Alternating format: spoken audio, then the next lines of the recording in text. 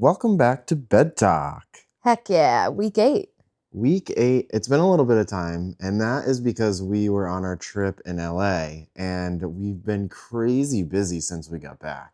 Yeah, I mean, I think the last episode we had, was that our Vegas podcast, or was that 2 episodes ago? No, that was 2 episodes ago. That was like 2 episodes Okay, ago. so clearly we've been busy this summer. We've been traveling coast to coast. Coast to coast, a lot of travel, a lot of work. Oh, well, and, yeah.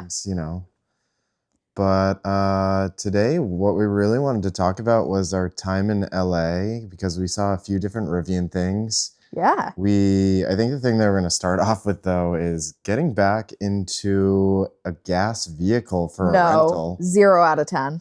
I also want to talk about our experience using Apple Maps with CarPlay in that rental vehicle. Getting gas again was kind of funny. And then we went to the Laguna space. We went to the Venice hub. And we got to chat with Brian Gase about the quad motor while we were in Laguna. There was something else I wanted to talk to you about. Oh, something that Brian brought up, which we'll get to later in the episode. So stick around, because I think that this is going to be one of the biggest features in a car to ever exist. Whoa. Okay. Yeah. So that's a huge teaser. Yeah. So stick around. But let's talk about the rental car. Let's talk about the rental. All right. The last time that I drove a gas car, day to day, it's been 2.5 years. You got the Tesla in September of 23. 23. Yeah, so it's almost 2 years. Yeah. So we go and we get this rental car. It's a gas car. We could have gotten an electric car, but really, I didn't see any in the lot. There were at Hertz. Okay. I was just like, I don't know if the Airbnb has charging. That's and fair. It did not. So anyways, we get a Nissan Altima, which, first of all, it's weird to be back in a car. Yeah, it was a lot lower. I know I came off of a Hyundai Elantra and then the Tesla Model 3. This felt lower than both of those, which I don't know if that's accurate, but it could just be the fact that we've been in R1T and R1S for, about a year now. So we get into the car and we start driving, and I pride myself on being a good driver. And that night, Meredith says to me, you're not really a good driver when you drive gas anymore. I stand by that statement. I do think you're a really good driver. I always feel safe when you're driving. But the switch from EV back to gas, it is like driving with somebody who's learning how to drive for the first time.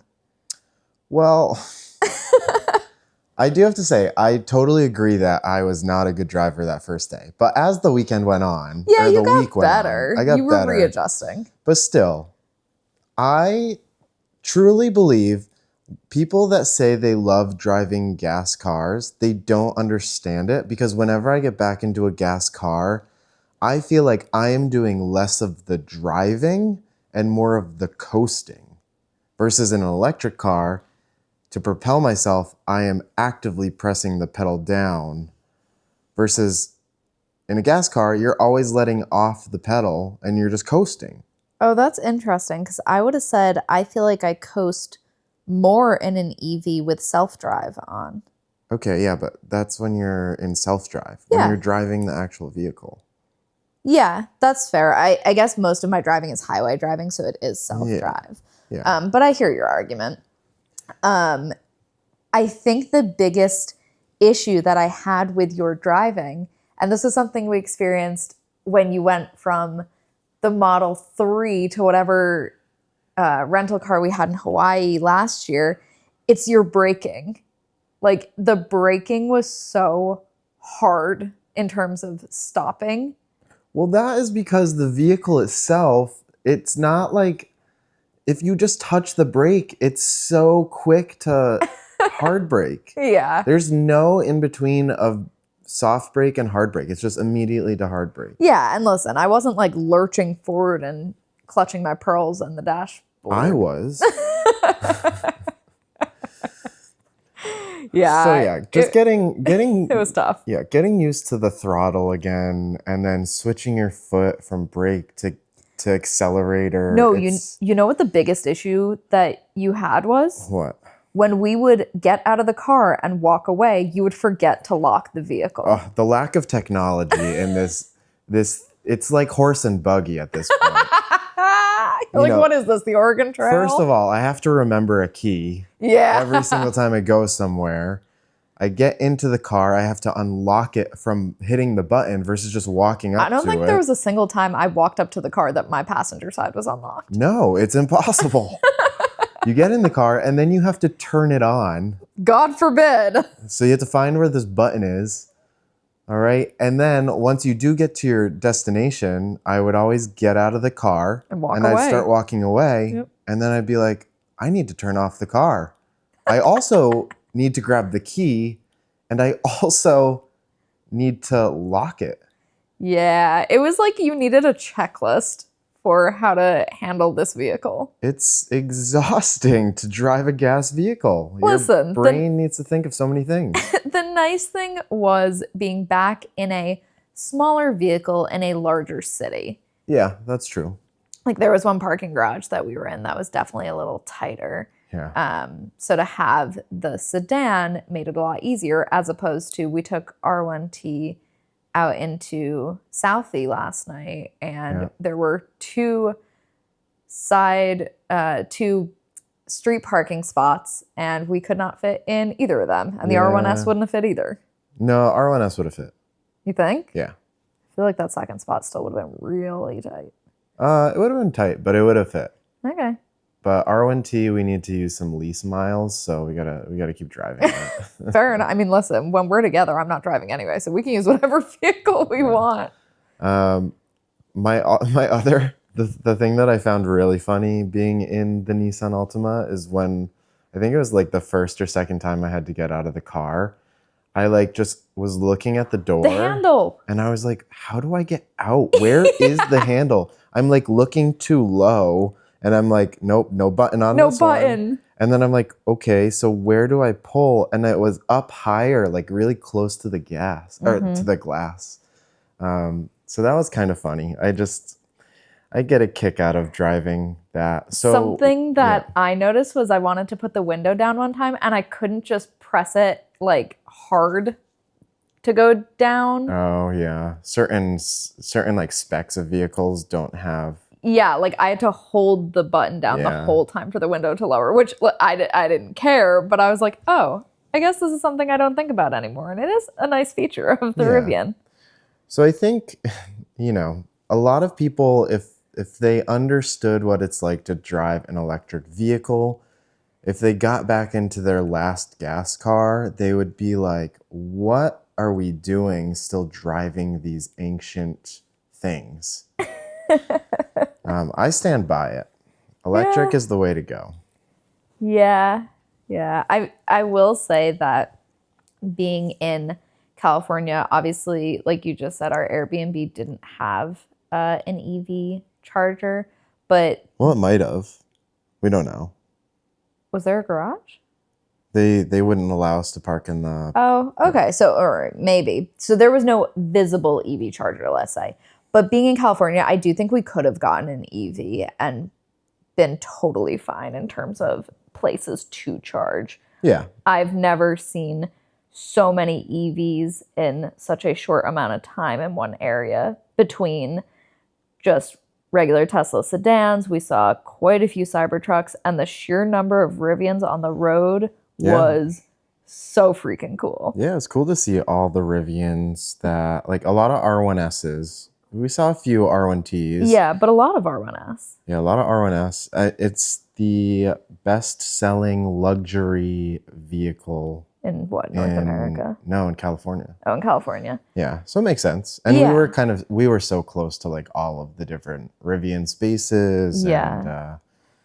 And, it's pretty cool to see them. And I feel like, we are starting to see more and more on the East Coast. But it's nothing compared to the West Coast right now. No, it definitely gave me a lot of hope for the future of the company. It is a more recognizable brand out there. And the first day, I was like, oh, look, a Rivian. Oh, look, another Rivian. Oh, another. Yeah. And I tried to keep count. And by day 2, I was like, I don't know, we're at like 10 to 15 already. And I just lost count. We probably saw 5 to 10 Rivian vehicles a day. At least. At least. Yeah. It was awesome.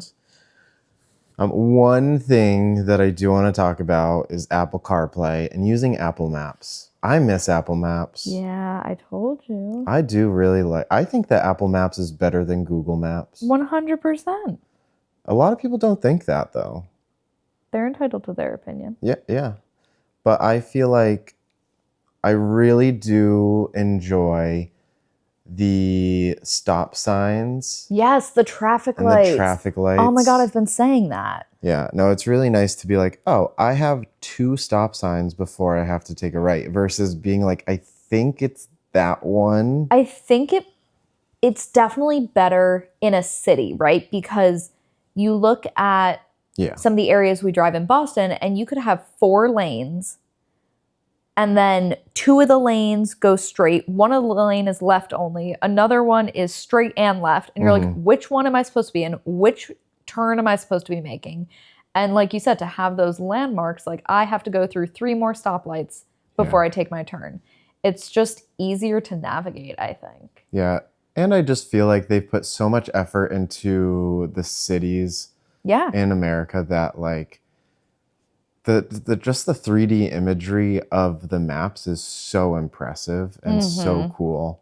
Man, I wish they were partnering more with Apple than Google. I think the first 3D thing I noticed on the map was Randy's Donuts. It was Randy's Donuts. Yeah, that was a cool spot. That was a cool spot. But yeah, so if I could change what company Rivian is closer with, I would try to get them to be closer with Apple than Google. Listen, we are an Apple family. All of our devices are Apple. But yeah, I think that's the biggest thing that I wanted to bring up about CarPlay. Everything else, it's like, whatever. I don't really need it. But Apple Maps was great. There were a couple of times where it took a second for our phones to connect for CarPlay. Yeah. I don't know if that was just because we weren't connected to Bluetooth and we were using the cords In instead. that car, you have to use the cord. Oh, is it because it's an older car? Yeah, I think only like really new cars allow for wireless CarPlay. Okay. That's just something that you have to deal with if you have CarPlay. Yeah. So it is what it is. Pros and cons. All right, so Rivian related things that we did while we were there. We stopped by the Laguna space first. Yeah, first, the disclaimer is we did not go out to California for Rivian. No. We were in California for one of our friends' weddings. So shout out to our friend for getting married in such a cool area and letting us take a trip. But while we were out there, you had known about the Laguna space. Yeah. And so we looked up events that were happening, and it just so happened that the second day of our trip coincided with an event for the quad. Yeah, for the quad. And Brian Gase was giving like the speech about it and like the walk around. So it was really cool to just talk with him because I think he said he is like the 3rd employee of Rivian. He has been 3. Oh, he had 3. That's 4, right. and then whoever had 3 didn't want the color, I think, associated. Yeah, they didn't with want it. Rivian blue, so he took VIN blue. 3. Yeah. Which, fun fact, Brian has the original camp kitchen set up in his gear tunnel, which never made it to production. I think there is only a few of them that were made, but he's still using it and rocking it. So there's still a chance that he tries to push for something to come out of that whole experiment. Yeah. So Brian, for people who don't know, because Brian, didn't know who he was. I just knew he was like high up in Rivian. So I think he's the VP of Engineering Quality. Yes, that's a new title for him recently. He was so personable, so sweet to talk to. We talked to him for quite a long time. Yeah. And as with every other Rivian employee we have met, whether they are working just at your local service center or higher up in the company, they are so passionate about this company. And I could have sat for another 2 hours at that event listening to him talk about all the stories he had. Yeah, he had some really cool stories about it. Yeah. like the different terrains they've driven in, like in full on blizzards. Yeah. He does a lot of driving from California to wherever he's from, which I want to say somewhere in the Midwest. You say he was from Michigan? Michigan, I think it was Idaho, Michigan. Illinois, somewhere around there. Yeah, he's in the Midwest. Yeah. But you can just tell, like, he's had this vehicle for so long. His wife has an R1S. He has the R1T, which seems to be the standard with how these go. But the amount of miles he's put on them, the amount of test drives they've done, like, they clearly care about their products and giving us quality vehicles that people can adventure in and feel safe in. Yeah, and I think he did a good job of taking some of the critiques that we had about vehicles. What was your favorite critique that someone brought up about the vehicle? Oh, it was the woman I was standing next to. Yeah, it was the woman. I just remember saying my thing about the headrest. Yeah, you told him about the headrests and how they're too tall for you because your head hits the because I'm teeny tiny. stitching. Oh, was it the firmness of the headrest? Because I know Brian said that because there was someone else high up in Rivian. The ponytail. Yeah, a female. And she was like, when I wear claw clips, my claw clip hits the headrest and it's too firm and it hurts, which is such a valid complaint. No, it was about the mirrors that you can look at. Oh my gosh. Brilliant beyond brilliant idea. Okay, yeah. Credit to this woman whose name I don't know. So sorry. The idea was on the drop-down mirror, like the visor, to have different brightness levels. So like if you know those lamps that you can just tap and it'll be like soft lighting, medium lighting, fluorescence.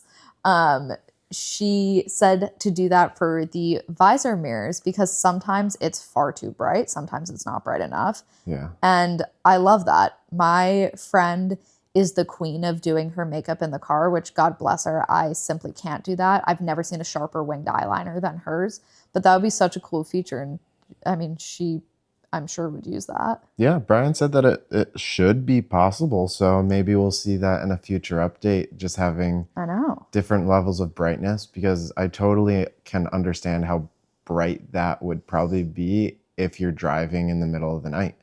Yeah, and I also feel like if let's say you and I are driving together at night and I wanted just a little bit of light, but I don't want to blind you, to be able to adjust that setting would be nice. Yeah. Yeah, I think the coolest thing, and this is what I teased in the beginning. We're getting here already. Yeah, because it's kind of in this line. Okay. We were chatting with Brian, and I kind of brought up the idea of doing an adventure button where instead of just putting in your GPS point A to point B, you hit the adventure button on the way and it will just like bring you to different like iconic places. So if you're willing to do that, you'll be able to just kind of run into these different things and see them. He was talking about this idea of like an achievement system in your vehicle where you can keep your stats. So like with my R1T, if I went to the top of a mountain, it would keep track of like your vehicle's been at this much elevation, and then it'll contain that all in a little achievement hub where you can basically brag to people what you've done in your vehicle. You could also go to like national parks and your vehicle would recognize that you're there, and it would almost give you like a digital badge or achievement. So like kind of like Pokemon, like go and catch them all. Like you could show the adventure that your Rivian has been on. My thing is Rivian's whole marketing campaign is adventure. I think both of those are brilliant ideas, and especially for people who want to use their Rivians for road trips, your idea about hitting, let's call it the adventure button, and having them take you to landmarks, what a cool way to be able to see places, especially if you're a family. Yeah. Like your mom has the RV. Yeah. So that could be something they would enjoy. Like who doesn't want to see the world's largest filing cabinet in wherever the middle of the country that is. Imagine you go to that and then all of a sudden you get this badge of a filing cabinet on your That thing. would And be it's cool. like, I've been here. And it lives with your vehicle throughout its whole life. Yeah. And, you know, I think that that would be so cool. Like if you meet other people and you can show them like, this isn't just a vehicle. I like have done all of these things with it. It's like the people with the Mount Washington sticker. I was just gonna say it's less cluttered than the bumper stickers on your vehicle if you don't want the "This car climbed Mount Washington" sticker plastered on the back of it. If you want that sleek look. So I love both of those ideas. And I do have to give a shout out to Rivian Romer, our friend Chad.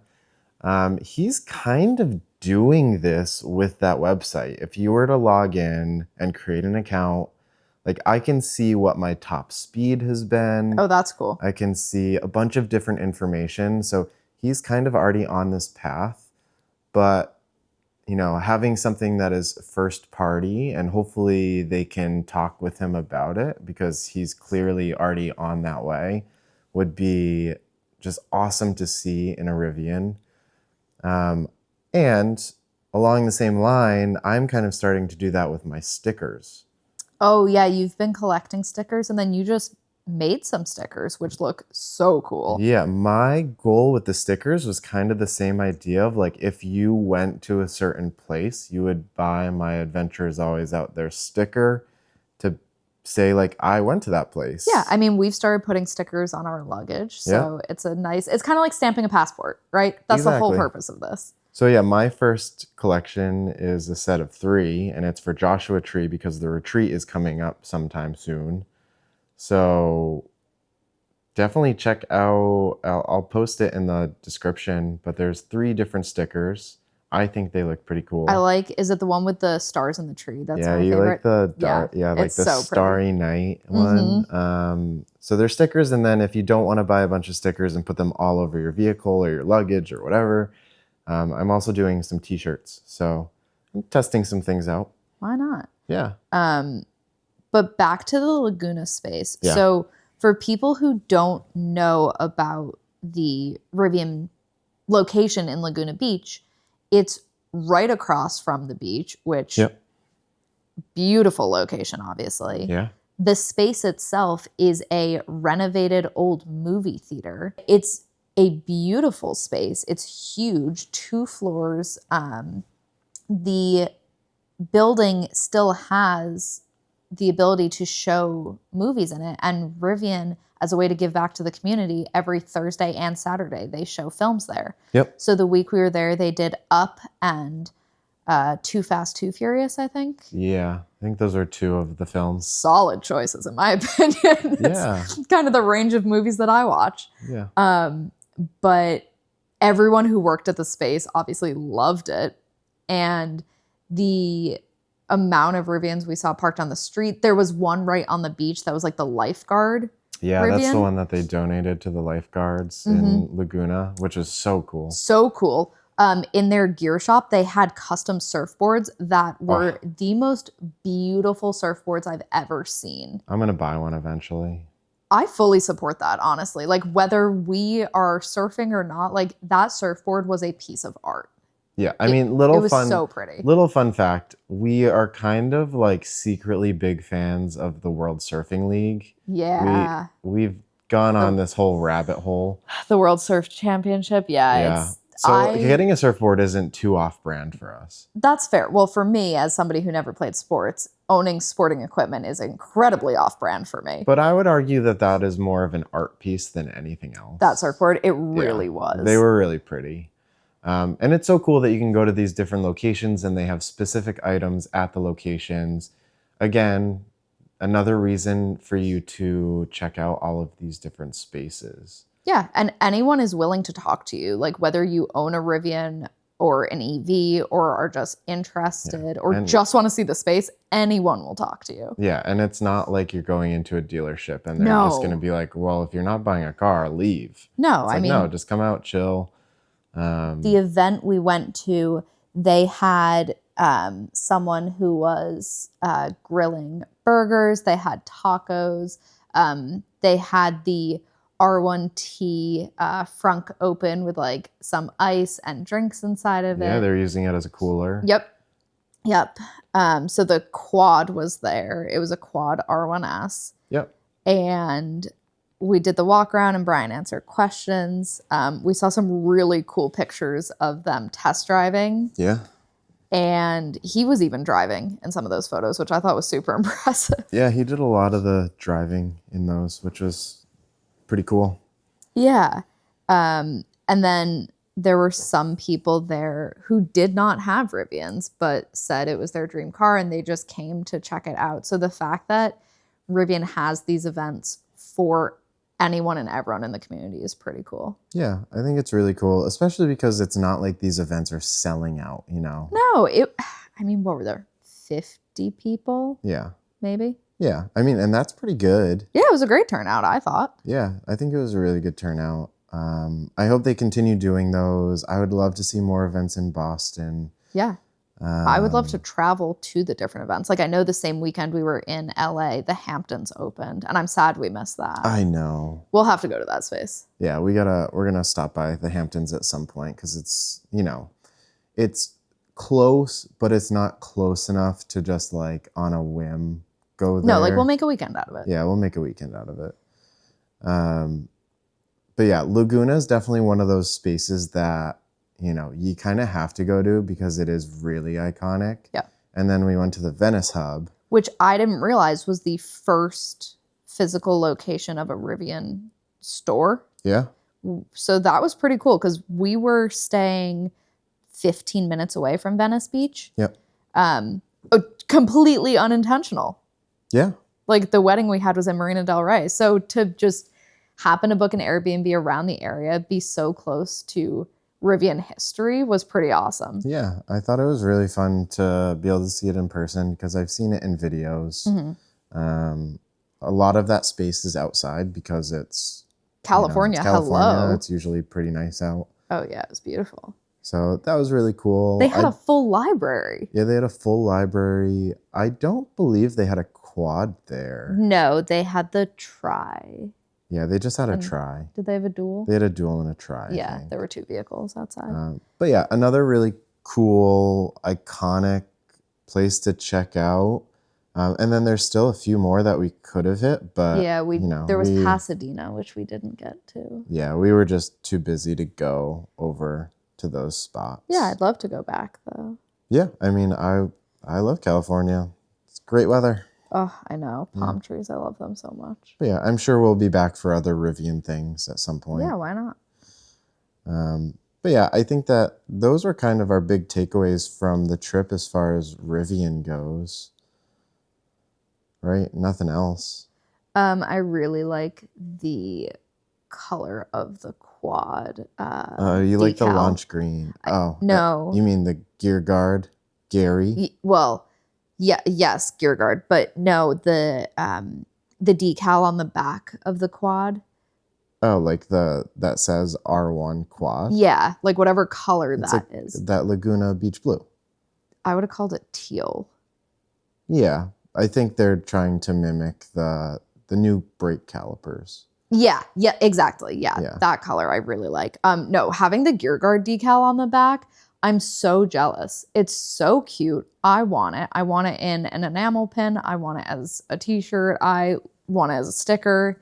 I love it so much. And Brian, a couple of people asked, like, what was the rationale behind gear guard? And if anyone has seen the stop motion animation video that Rivian put out where gear guard is like protecting the vehicle, they wanted something that was like family friendly. Like you could feel safe and secure with your family and this vehicle. And I think they did a great job of that. Yeah. And so the decal, the iteration that they chose to put on the vehicles, his hair is like blowing in the wind. Mm-hmm. I think it's so cute. And it's another way to get families involved in this. There were a couple of kids who were at the event and they loved it. Yeah.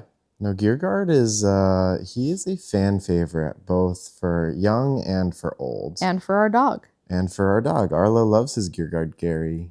Stuffy. Yeah. So I hope they keep leaning into the gear guard because he is a great mascot for the brand. Agreed. Yeah. I mean, do any other car companies have mascots? Like, not really. I think he's probably one of the more iconic ones at this right, point. like Mustang has a horse, but you know. A Mustang has a Mustang. Yeah. Yeah. Yeah. But no, not like you don't associate like Kia with some type of mascot. Yeah, I was like, does Kia have a mascot? And that's what makes Rivian. It's more fun and more adventurous. Yeah, effervescent. Yeah, and his name is definitely Gary. I mean, unconfirmed. Unconfirmed, but they know. It just works. They know. You gotta call him Gary. Anything else to talk about the trip? Highly, highly recommend going to various Rivian spaces, though. They have some of the softest t-shirts I have ever felt. Yeah, they have some good t-shirts. And they're consistent. Like, we have t-shirts from Boston, Laguna, and Venice now, and they are all equally as soft as each other. So a little tip that we got while we were over there is that right now Rivian has all the different shirts, right, for each space. Right. So like they have the Keep Laguna Adventures Forever, they have the Keep Venice, they have the Keep Boston. Yep. And a lot of people go around and collect them.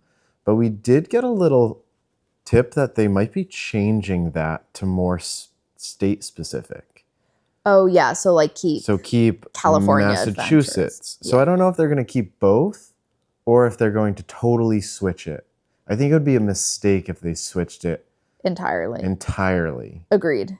Because then you don't have really an incentive to go to the Keep Laguna. It's just like anywhere in California you can get the shirt and that's it. Yeah. So like they should have the California shirt at all their California locations, but still location-specific shirts. Yeah, I think that's probably the best thing. But I think that's really the last thing that we have to talk about the trip. And that's what this episode was all about. Great trip. We met some really sweet people at the event. Yeah. And I would honestly really recommend anyone who is considering getting a Rivian or an EV in general, just go to one of these Rivian sponsored events because everyone is willing to talk to you and is really knowledgeable. I think there were a couple of people there who were considering the vehicle. And as we've said multiple times on the podcast, it's very inaccessible for a lot of people due to the cost. Yep. But if it's something that you are passionate about, much like everyone in this community, they talk to you about it and discuss like the various things. Like Brian was talking about accessibility in terms of cost effective for R2. Yeah. So, you know, all hope is not lost for people out there who would love to get behind the wheel of a Rivian and just put yourself into this community. It's worth it. Yeah, the community is great, and there are going to be more cars that are more cost effective down the road that will be just as awesome. Oh my God, absolutely. Like there is... Expensive does not always mean better. Exactly. Like I don't know if we'll plan on keeping the R1S. Like R2 is, you know, it fits better in a city and that's true. You know, we'll see. It's another decision that we may make or may not make depending on how things go. Yeah, I mean, we'll see when R2 is released. Yeah. But right now, we're still chugging along in our R1s, and that's great. We love the R1s. But yeah, I think that wraps up this week. Yeah, I am sad to be back without palm trees, though we do have sun, which is always nice. There's nothing worse, in my opinion, than living in New England and coming back from a vacation with it being cold and snowy. Yeah. I think, you know, it's good to be home, but obviously you wish you were somewhere warm with a beach that's nice water, not freezing cold. Next week, I think what we're going to be talking about is a little bit more about RJ's recent media tour. He's been kind of doing that. Oh yeah, he was at the Hampton Space, wasn't he? He was at the Hampton Space. We can probably talk about the Hampton Space a little bit. And I also want to tease that we'll be talking about the Joshua Tree retreat in a little while.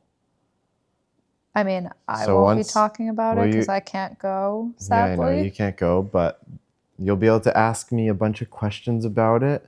Yeah, we're just not going to talk when you get back from the trip until we record the podcast. So it's all Exactly. genuine reaction. Yeah, sounds good. All right. Well, thanks for getting back into bed with us. And remember, adventure is always out there.